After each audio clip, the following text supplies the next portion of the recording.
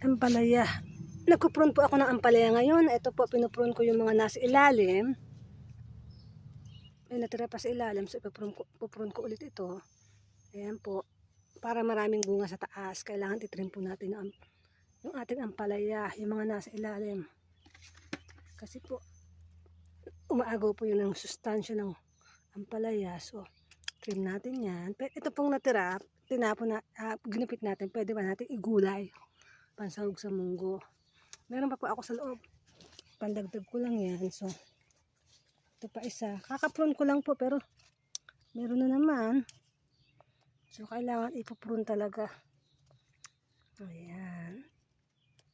Ito na naman. Ayan. Hindi natin kailangan yan sa baba. Ang kailangan natin ay yung mga nasa taas para mamunga. So, ayan na nga po. May bunga na siya.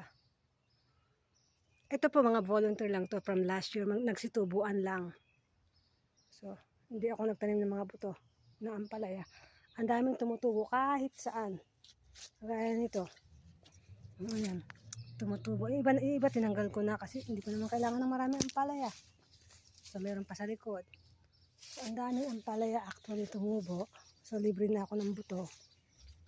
So, ayan. Ipaprune ko na lang ulit pag may nakita akong mga gulay, diba?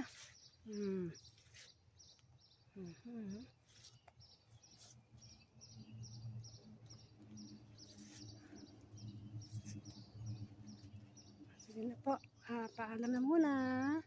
Kasi ako ay magpuprune pa. Bye-bye. God bless.